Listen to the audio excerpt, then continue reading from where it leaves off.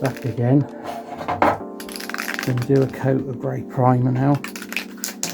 I've had this in the hot water for quite a while, so it's quite a nice temperature. So I'm going to spray away from these. I'll move this over here so I don't get any overspray I don't want. And then I'm going to hold this from a distance and try to get a light coating all the way around.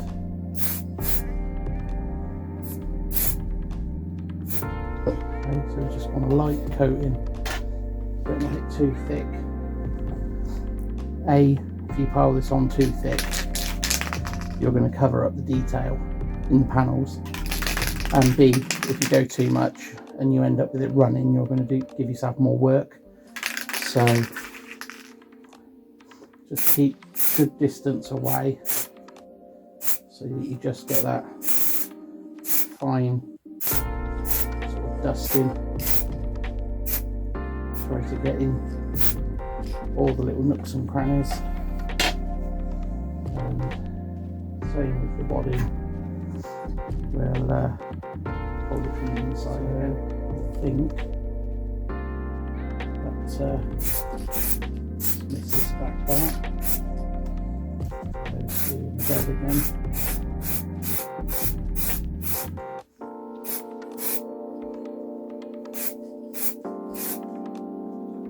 So there we go.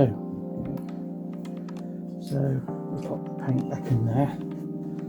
So I'm going to try and do another light dusting. Obviously I should be wearing a respirator for this, but it's been so long since I've done any painting, I don't really know where it is. Right guys, we're back. As you can see, I found my mask, so I'm going to use this. So obviously I'm going to be muffled. If I talk, I'm going to be talking through the mask, so it's not going to be very clear, but you know, I'll try my best.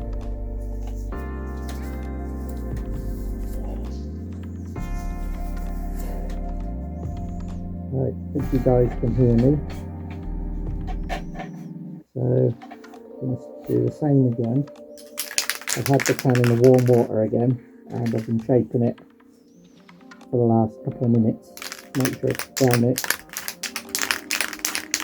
So there we go, going to do another light dusting.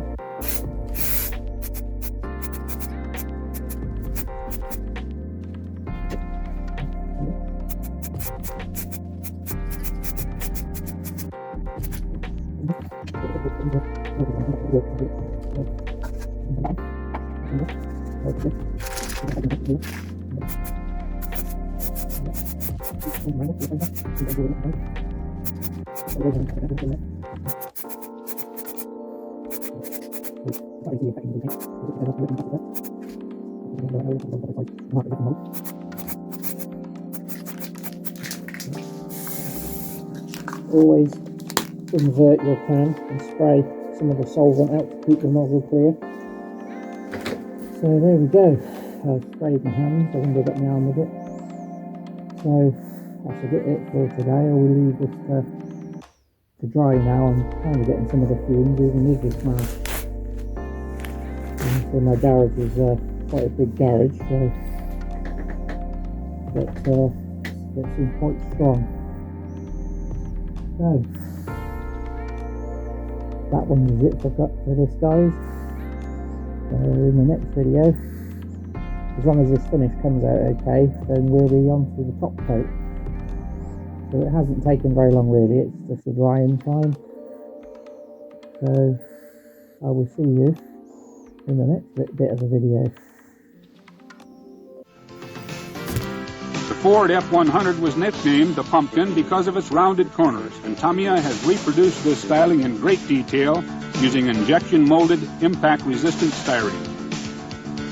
Metal-plated parts are used on the grille and bumpers to add further realism to the model.